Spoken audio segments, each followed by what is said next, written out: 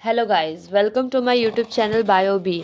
आज हमारे quick revision series का 7th डे है और आज हम स्टार्ट करने जा रहे हैं chapter number 11 microbes in human welfare.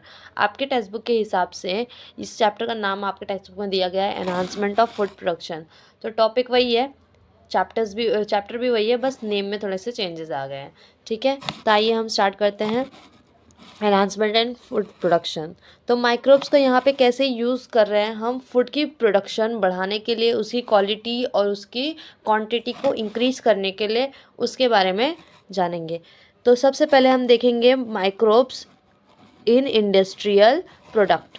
Microbes को कैसे यूज़ करके इंडस्ट्रीज़ के प्रोडक्ट में यूज़ करके माइक्रोब्स को उसकी क्वालिटी और क्वांटिटी कैसे बढ़ा सकते हैं, क्या क्या दी हुई चीज़ों को बना सकते हैं। तो पहले यहाँ पे दिया गया है फर्मेंटेड बेवरेजेस, मतलब यहाँ पे माइक्रोब्स को यूज़ करके हमने फर्मेंट करके कुछ न्यू न्यू चीज़ें बनाई हैं, जैसे कि wine, beer, brandy etcetera with the help of Saccharomyces cerevisiae. कौन से माइक्रोब का यूज़ किया है? Saccharomyces cerevisiae. उसके बाद आता है एंटीबायोटिक्स। एंटीबायोटिक्स कैसे बनता है, कौन से माइक्रोब को यूज़ किया जाता है? तो ज़्यादातर पेनिसिलिन नोटाटम को यूज़ किया जाता है पेनिसिलिन प्रोड्यूस करने के लिए। उसके बाद आता है हमारा ऑर्गेनिक एसिड्स। ऑर्गेनिक एसिड्स को बनाने के लिए कौन कौन से माइक्रोब्स को यूज़ किया जाता है? तो ऑर्गेनिक एसिड्स बहुत सारे टाइप्स के होते हैं। तो फिलहाल हम यहाँ पे देख रहे हैं सिट्रिक एसिड। सिट्रिक एसिड को बनाने के लिए एक फंगस का यूज़ किया जाता है, जिस फंगस का नाम है एस्परजिलस नाइगर। उसके बाद आता है एसिटिक एसिड। एसिटिक एसिड को बनाने के लिए यूज़ करते हैं एसिटोबैक्टर एसिटिक एसिड। ठीक है, ब्यूटरिक एसिड को बनाने के लिए यूज़ करते हैं ब्यूटाइलिकम, मतलब क्लोस्ट्रीडियम ब्यूटाइलिकम। लैक्टिक एसिड को बनाने के लिए यूज़ करते हैं हम लैक्टोबैसिलस, जो आपके मिल्क में होता है। उसके बाद हम आते हैं एंजाइम्स का प्रोडक्शन करने के लिए भी हम माइक्रोब्स का यूज़ करते हैं। कौन कौन से एंजाइम्स बनाए जाते हैं?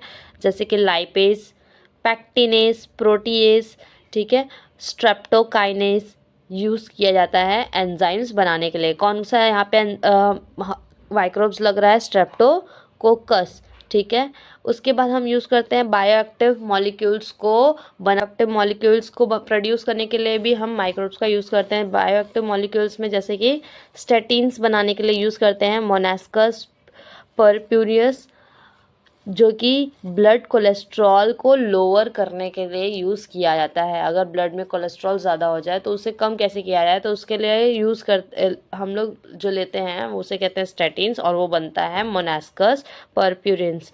उसके बाद आता है हमारा साइक्लोस्पोरिन। साइक्लोस्पोरिन बनता है ट्राइकोडर्मा पॉलीस्पोरम से, जो कि इम्यूनोसप्रेसर है। ठीक है, इम्यूनोसप्रेसिव मतलब जो इम्यून सिस्टम को सप्रेस कर दे, इनएक्टिव कर दे, तो वो ड्रग का टाइप है। उसके बाद हम देखते हैं माइक्रोब्स का use in sewage treatment. Sewage treatment में दो मेथड्स होते हैं, एक प्राइमरी सीवेज ट्रीटमेंट और एक सेकेंडरी सीवेज ट्रीटमेंट।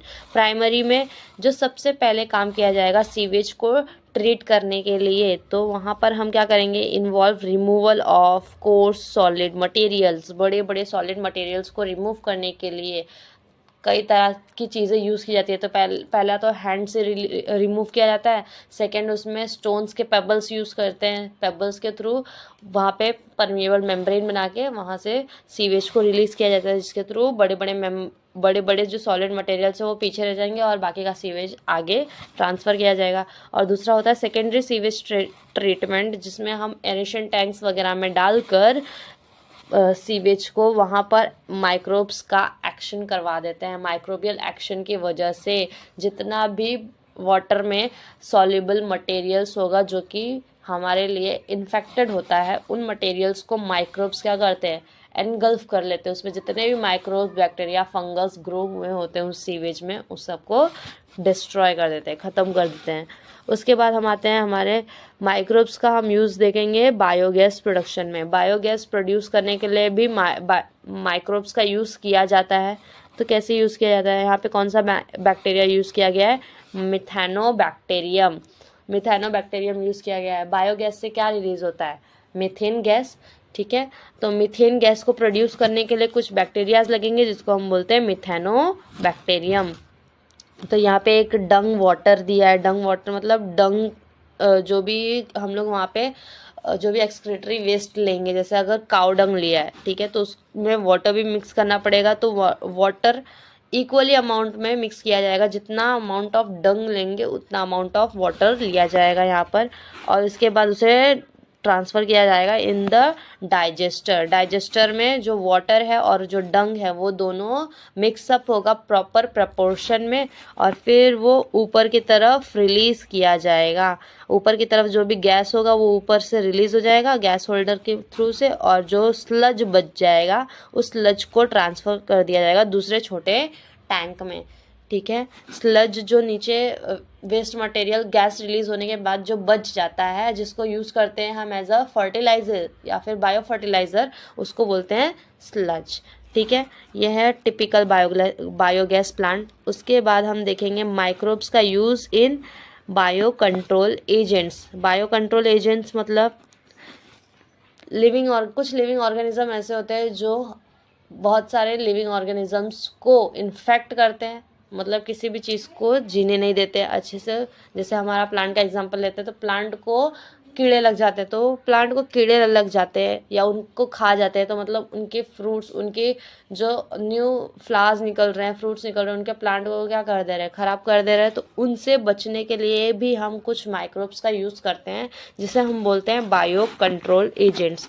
तो यहाँ पे हमने बैसिलस थेरोजेनेसिस लिया है, बीटी जिसे कहते हैं, इसे यूज़ किया गया था बीटी कॉटन में, ठीक है, और भी राइस, ब्रिंजल और भी अदर अदर चीज़ों में भी यूज़ किया गया था। ये कंट्रोल करता है बटरफ्लाई इफेक्ट, कैटरपिलर्स, इनका जो भी इफेक्ट पड़ता है प्लांट्स पर, जो कैटरपिलर्स आ जाते हैं, बटरफ्लाइज आती है और प्लांट को डिस्ट्रॉय ख़राब कर देती हैं, तो उससे बचाया जाता है।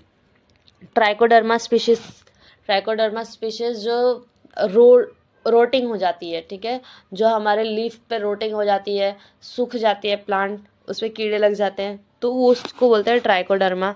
उसके बाद आता है बैकुलो वायरस, यूज़ किया जाता है for controlling insects and arthropods, ठीक है। उसके बाद माइक्रोब्स का use in the house hold, घर में क्या यूज़ किया जा रहा है माइक्रोब्स को यूज़ किया जा रहा है for making curd from milk to curd बनाने के लिए लैक्टोबैसिलस या फिर लैब का यूज़ किया जा रहा है। ब्रेड बनाने के लिए भी किया जा रहा है, सैक्रोमाइसिस सेरेविसिया का यूज़ किया जा रहा है। स्विस चीज़ बनाने के लिए किया जा रहा है, जिसमें हम लेते हैं प्रोपियोनी बैक्टीरियम शेरमनी, ठीक है। उसके बाद आता है microbes use in as a biofertiliser, जिसको हम यूज़ करते हैं as a fertiliser for growing better quality of crops, ठीक है। तो वहाँ पर हम यूज़ करते हैं एनाबिना, जो कि सिम्बायोटिक साइनोबैक्टीरियम का टाइप है, ठीक है, साइनोबैक्टीरियम का टाइप है एनाबिना, जो कि अजोलो प्लांट में यूज़ किया जाता है। फ्री लिविंग में कौन से आते हैं हमारे, नॉस्टॉक, ऑसिलेटोरिया और ब्लू ग्रीन एल्गे, ठीक है। उसके बाद फंगी कौन से फंगी को यूज़ किया जाता है, माइकोरिजिया, क्योंकि वो बहुत ही अच्छा एसोसिएशन दिखाता है with Glomus plant, Glomus, association of Glomus with plants. उसके बाद हमें देखने मिलता है बैक्टीरियाज का भी यूज़ करते हैं, जैसे कि राइजोबियम बैक्टीरिया यूज़ करते हैं, जो कि एक सिम्बायोटिक बैक्टीरिया है। सिम्बायोटिक मतलब दो लिविंग ऑर्गेनिज्म जो साथ में मिलकर काम करते हैं, उसे बोलते हैं सिम्बायोटिक। उसके बाद एजोस्पेरिलम भी है और अजोटोबैक्टर है, बट ये फ्री लिविंग है, ये खुद का काम खुद करना पसंद करते हैं, दूसरों के साथ में इन्वॉल्व नहीं होते, ठीक है। तो यहाँ पर हमारा ये वाला चैप्टर भी ख़त्म होता है, माइक्रोब्स इन ह्यूमन वेलफेयर। अब नेक्स्ट लेक्चर में हम मिलेंगे नेक्स्ट चैप्टर के साथ। Till that keep on revising.